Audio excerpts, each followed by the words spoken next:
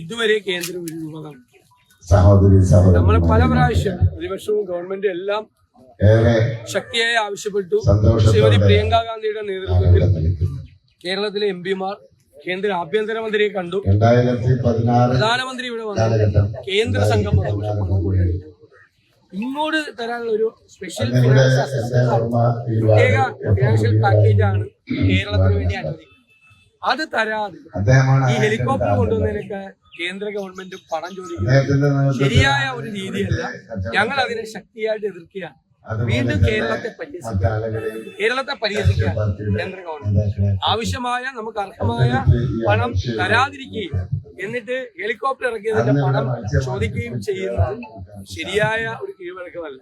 സംസ്ഥാന ഗവൺമെന്റിന്റെ അല്ലെങ്കിൽ സംസ്ഥാനത്തിന്റെ മാത്രം ഉത്തരവാദിത്തമല്ല, കേന്ദ്രത്തിന്റെ കൂടി ഉത്തരവാദിത്തമാണ്.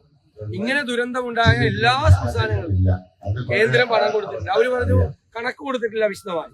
കണക്ക് കൊടുക്കേണ്ട സംസ്ഥാന സർക്കാർ. അവരത് എത്രയും പെട്ടെന്ന് അത് ഭംഗിയായി കൊടുക്കട്ടെ. പക്ഷെ കണക്ക് കൊടുക്കാതെ തന്നെ ഇന്ത്യയിലെ പല സംസ്ഥാനങ്ങൾക്കും താൽക്കാലികമായി ആ പണം പോലും കേരളത്തിൽ അനുവദിച്ചിട്ടില്ല.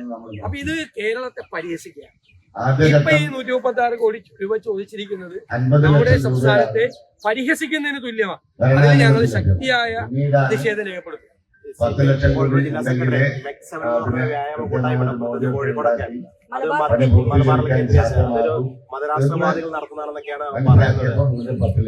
ഞാനത് ശ്രദ്ധിച്ചിട്ടില്ല. എനിക്ക് അതിന്റെ വിശദാംശങ്ങൾ അറിയില്ല.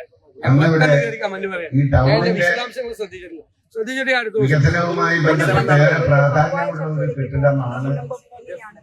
അല്ല, മുൻപ് സംസ്ഥാന സർക്കാരാണ് തീരുമാനമെടുക്കുന്നത്.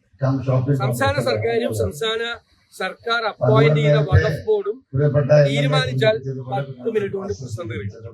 പക്ഷേ സംഘപരിവാറിന്റെ ഒരു അജണ്ട ഈ കാര്യത്തിൽ കേരളത്തിലെ 2 സമുദായങ്ങളെ മതങ്ങളെ തമ്മിൽ അതിന് കുടപിടിച്ചു കൊടുക്കുകയാണ് സ്റ്റേറ്റ് ഗവൺമെന്റ്. സ്റ്റേറ്റ് ഗവൺമെന്റ് പരമാവധി വൈകിപ്പിച്ചു കൊടുക്കുക. അത് ഒരു ശരിയായ രീതിയല്ല. സംഘപരിവാറിനെ പോലും നാണിപ്പിക്കുന്ന തരത്തിൽ അവരുടെ ഒരു തന്ത്രം എന്താ? എല്ലായിടത്തും വർഗീയ വിഭജനം ഉണ്ടാക്കുക, ആളുകളെ ഭിന്നിപ്പിക്കുക. അത് തന്നെ കേരളത്തിലെ CPM തുടരാൻ പോയാലോ? അത് തന്നെയാണ് കേരളത്തിലെ CPM ഇക്കാര്യത്തിൽ. അല്ല, അതെല്ലാം നമുക്ക് UDF ഒരു അഭിപ്രായമുണ്ട്. നേരത്തെ ഒരു വ്യത്യസ്തമായ ഒരു അഭിപ്രായം വന്നപ്പോ ലീഗ് നേതാക്കൾ തന്നെ പത്രസമ്മേളനം നടത്തി പറഞ്ഞത് ഞാൻ പറയേണ്ട കാര്യമില്ലല്ലോ. പാണക്കാട് സാദിഖ് അലി ശിഹാബ് സയ്യദ് ജിഫ്രി തങ്ങളും ശ്രീ PK കുഞ്ഞാലിക്കുട്ടി സാഹിബ് ഒരുമിച്ച് പത്രസമ്മേളനം നടത്തി പറഞ്ഞല്ലോ. ഞാൻ അതിന് മറുപടി പറയേണ്ട ആവശ്യമില്ല. പിന്നെ അതിന്റെ അകത്ത് മുസ്ലിം ലീഗും പാണക്കാട് തങ്ങളും ശ്രീ കുഞ്ഞാലിക്കുട്ടി സാഹിബും ഒക്കെ വഹിക്കുന്ന പങ്കെന്ന് പറയുന്നത് നിസ്സാരമല്ല. അവര് അക്കാര്യത്തിൽ ഒരു ഉചിതമായ പരിഹാരം ഉണ്ടാക്കുന്നതിന് വേണ്ടിയിട്ടുള്ള ആത്മാർത്ഥമായ ഇടപെടലാണ് അവര് നടത്തിയത്. തങ്ങളും കുഞ്ഞാലിക്കുട്ടി സാഹിബും കൂടി എറണാകുളത്ത് പോയി ബിഷപ്പുമാരെ നേരിട്ട് കണ്ടു, വിശദമായി സംസാരിച്ചു. എല്ലാ കാര്യങ്ങളും അവിടെ നിന്ന് ഒഴിപ്പിക്കാതിരിക്കാൻ വേണ്ടിയിട്ടുള്ള മുഴുവൻ നടപടികളും ചെയ്യുകയാണ്. ഞാൻ പറയുന്നത് കേരളത്തിന്റെ സാമൂഹ്യ ചരിത്രത്തിൽ അടയാളപ്പെടുത്തേണ്ട ഒരു കാര്യമാണ് സാദിഖ് അലി തങ്ങൾ. അപ്പൊ നമ്മളെല്ലാവരും കൂടി ഒരു ഭിന്നിപ്പുണ്ടാക്കുക. ഞാൻ മാധ്യമങ്ങളോടും പറയാം, ഈ കാര്യത്തിൽ ഒരു ഭിന്നിപ്പുണ്ടാക്കുക. നമുക്കൊരു രമ്യമായ പരിഹാരം ഉണ്ടാക്കി ആ പാവങ്ങൾക്ക് പെർമനന്റ് ടൈറ്റിൽ വേണ്ടിയിട്ടുള്ള ഒരു പരിഹാരമുണ്ട്. അതിലെല്ലാവരും ചേർന്ന് ശ്രമിക്കും. അതിന്റെ ഇടയിൽ ഭിന്നിപ്പുണ്ടാക്കാൻ ശ്രമിക്കുന്ന ശക്തികളെ നിങ്ങളും പ്രോത്സാഹിപ്പിക്കാതിരിക്കുക, ഞാനും പ്രോത്സാഹിപ്പിക്കും.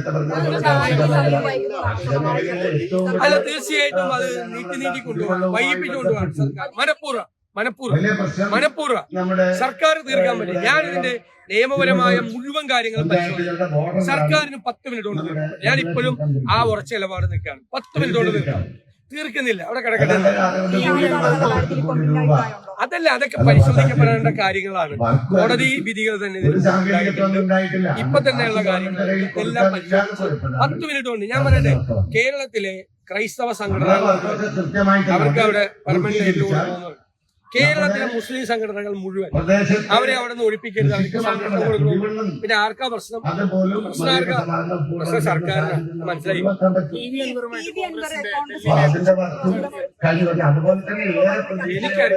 എനിക്കറിയില്ല. എനിക്ക് എനിക്കറിയില്ല. എനിക്കറിയാത്തവര് ഞാൻ എങ്ങനെ പറയണേ? എനിക്കറിയില്ല. എനിക്കറിയില്ല. എനിക്ക് അതിനെ കുറിച്ച് ഒന്നും അറിയില്ല. ഒന്നും അറിയാൻ പാടാത്ത കാര്യത്തെ കുറിച്ച് ചോദിക്കണമെങ്കിൽ എനിക്ക് അങ്ങനെ അദ്ദേഹം പറഞ്ഞിട്ടില്ല. ഞാൻ കേട്ടു ആ ഇന്റർവ്യൂ. നിങ്ങളൊരു കുറിപ്പ് ചോദ്യം അദ്ദേഹത്തോട് ചോദിച്ചു. അതായത് ലീഡിങ് ക്വസ്റ്റ്യൻ യെസ് എന്ന് പറഞ്ഞാലും നോ എന്ന് പറഞ്ഞാലും നിങ്ങളുടെ ചോദ്യം ഉണ്ട് അതിന്റെ 24 അല്ലേ? 24 ഒരു കുറിപ്പ് ചോദ്യം ചോദിച്ചു. അത് അദ്ദേഹം അത് വളരെ മനോഹരമായിട്ടാണ്. അദ്ദേഹം പറഞ്ഞിട്ടൊന്നുമില്ല. അദ്ദേഹം അങ്ങനെയൊന്നും അല്ല. അദ്ദേഹം അങ്ങനെയൊന്നും പറഞ്ഞിട്ടൊന്നുമില്ല. അദ്ദേഹം അങ്ങനെ ഒന്നാമത്തെ പ്രശ്നം എന്ന് വെച്ച് കഴിഞ്ഞാൽ ഡൽഹിയിലെ പാർലമെന്റ് അടക്കം KPCC പ്രസിഡന്റ് അടക്കമുള്ള മുതിർന്ന ഒരുപാട് നേതാക്കൾ പാർലമെന്റിലാണ്. അപ്പൊ കുറെ കമ്മിറ്റികളൊന്നും നടന്നിട്ടില്ല. അത് സത്യമാണ്. അത് അദ്ദേഹം തിരിച്ചു വന്നാലേ നടക്കുള്ളൂ. KPCC പ്രസിഡന്റ്, സീനിയർ MP മാരും എല്ലാവരും ഡൽഹിയിലാണ്. അദ്ദേഹം തിരിച്ചു വന്ന കമ്മിറ്റിയും മറ്റു കൂടിയാലോചനകളൊക്കെ നടക്കും. മനസ്സിലായി?